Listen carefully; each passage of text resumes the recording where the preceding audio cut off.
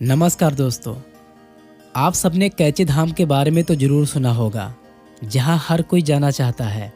आज हम आपको बताएंगे नैनीताल से 17 किलोमीटर दूर श्री नीम करोली बाबा जी का कैची धाम आश्रम तक आप कैसे पहुंच सकते हो, स्नान कहां करना है, प्रसाद कहां से लेना है, दर्शन कैसे करने हैं, आपका संपूर्ण बजट क्या होने वाला है, इस वीडियो में आपको बताने वाले हैं।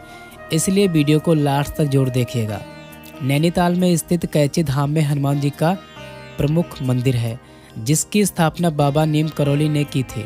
नीम करोली ने 15 जून 1964 को कैची धाम में हनुमान जी की प्रतिमा की प्रतिष्ठा की थी। नीम करोली बाबा, जिनका असली नाम लक्ष्मी नारायण शर्मा था, हनुमान जी के परम भक्त थे और उन्हें कलयुग में हनुमान जी का अवतार माना जाता है। बाबा नीम करोली के कई चमत्कारिक और आध्यात्मिक शक्तियों के किस्से प्रचलित हैं, जिनमें से पानी को घी में बदलना और युद्ध में सैनिक की जान बचाने जैसे चमत्कार शामिल हैं। एक सैनिक ने बताया कि युद्ध के दौरान उसे एक बुजुर्ग संत की प्रतिमा जो है वो बार बार दिखाई दे रही थी। उनकी जो छवि है वो बार बार दिखाई दे रही थी, जो बाद में बाबा नीम करोली निकले, जिन्होंने उसकी जान बचाई। एक भक्त के घर में भोजन कराने वाले व्यक्ति की मृत्यु हो गई थी, लेकिन बाबा के आशीर्वाद से वह पुनर्जीवित हो गया था।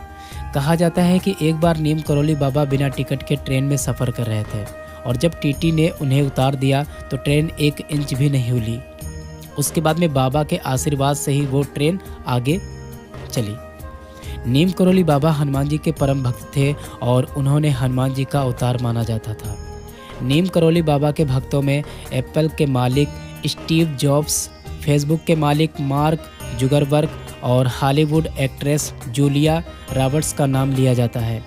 कैची धाम नैनीताल के पास नीम करोली बाबा जी का प्रसिद्ध स्थान है, जहां हर साल 15 जून को भंडारे का आयोजन किया जाता है। बाबा नीम करोली महाराज से जुड़े 108 आश्रम हैं, जिनमें कैची धाम और न्यू मैक्सिको सिटी अमेरिका का ताउस आश्रम महत्वपूर्ण है। उनका जन्म उत्तर प्रदेश के फिरोजाबाद जिले के अकबरपुर गांव में हुआ था। कहा जाता है कि 17 साल की उम्र में ही उन्हें ज्ञान की प्राप्ति हो गई थी। उनके अनुयायी उन्हें महाराज जी के नाम से बुलाते थे। वे 20वीं सदी के महान संतों में से एक माने जाते हैं। 28 दिसंबर 2017 को 92 वर्ष की आयु में उनके निधन के बाद कैची धाम में सिद्धि माँ का एक भव्य प्रतिमा स्थापित की गई और एक विशेष पूजा कक्ष का निर्माण भी किया गया। और अब बात कर लेते हैं कि आप कैची धाम तक कैसे आ सकते हैं। अगर आप लखनऊ से कैची धाम आ रहे हैं तो सबसे पहले आपको काठगोदाम के लिए ट्रेन लेनी होती है, जिसका जनरल टिकट का प्राइस 135 रुपये होता है। अगर आप स्लीपर से आना चाहते हैं तो 250 रुपये के लगभग में आपको टिकट का प्राइस यहाँ पे पड़ जाएगा। और अगर आप दिल्ली से आ रहे हैं तो स्लीपर टिकट का प्राइस 400 से 450 रुपये तक हो सकता है। आप कहीं से भी आ रहे हैं, सबसे पहले आपको काठगोदाम रेलवे स्टेशन आपको पहुंचना होता है, क्योंकि यही आपका लास्ट स्टेशन होता है। उसके बाद आप काठगोदाम से आप बाहर जैसे निकलोगे, वहाँ पे आपको कई सारी जो टैक्सी होती हैं वो आपको मिल जाएंगी। स्कूटी या बाइक रेंट पे भी आप ले सकते हैं, जिससे आप कैची धाम तक आ सकते हैं, जिसका एक दिन का चार्ज 500 रुपये रहता है। बाकी पेट्रोल का अलग से आपको देना होता है। अगर आप टैक्सी बुक करा के आना चाहते हैं तो उसका चार्ज 2000 से लेकर के 25,000 तक पड़ सकता है। या फिर अगर आपको शेयरिंग टैक्सी से आप अगर आना चाहते हैं तो 150 रुपये पर हेड आपको टैक्सी का चार्ज पड़ जाएगा, जो आप काठगोदाम से कैची धाम तक आप आ सकते हो। काठगोदाम से कैची धाम आश्रम की दूरी 35 किलोमीटर पड़ती है। वहाँ पहुंचकर आप मंदिर के गेट के पास ही कई सारे रूम मिल जाएंगे। कोई जो कैची धाम में आता है तो वो रात को नहीं रुकता है, सुबह ही दर्शन करके वापस चला जाता है।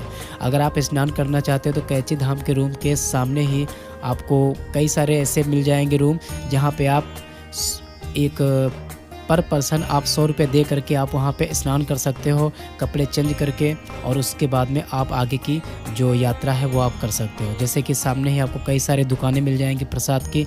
आपको दुकानें से आपको अपने इच्छा अनुसार आपको प्रसाद ले लेना है। उसके बाद में बाबा जी के दर्शन करने के लिए आपको आगे जाना होता है। अंदर की तरफ आपको मोबाइल नहीं ले जाने दिया जाता है, यानी कि अगर आप मोबाइल ले जाते हो तो आपको वहाँ पे फ़ोटो खींचना मना होता है, तो आप वहाँ पे वीडियो रिकॉर्डिंग नहीं कर सकते हो। मोबाइल अंदर की तरफ आप वहाँ पे नहीं ले जा सकते। मोबाइल आप पास में रखिए। जो आपके पास लगेज है, जैसे कि आपके जो जूता चप्पल हैं वो आप बाहर ही, काउंटर बना हुआ है, आप बाहर ही वहाँ पे जमा कर सकते हैं। बिल्कुल फ्री सेवा है वहाँ पे। जमा करके फिर आप अपना प्रसाद लेकर के आगे दर्शन करने के लिए जा सकते हैं। अंदर की तरफ प्रसाद आप ले जाओगे, लेकिन वो प्रसाद नहीं चढ़ता है, वही प्रसाद आपको दोबारा से बाहर ले आना होता है। 1 या 2 घंटे मंदिर के पास रुकने के बाद वापस आप लौट सकते हो।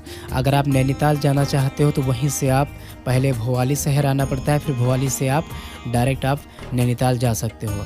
नैनीताल जाने के बाद में वहाँ पे आप रूम अगर लेना चाहते हो तो रूम भी आप रुक करके, अगर आप रुकना चाहते हो तो वहाँ पे रूम ले लो, और उसके बाद में 1 नाइट स्टे करके दोबारा से सेकेंड डे आप वहाँ पे दर्शन कर सकते हो। पूरा दिन आप नैना देवी दर्शन करो, और नैनीताल का जो मशहूर जो लेक है उसका आप वहाँ पे विजिट कर सकते हो। उसके बाद में शाम को कई सारे ट्रेनें मिल जाएंगी, आप अपने वापस गंतव्य स्थान तक आप पहुँच सकते हो।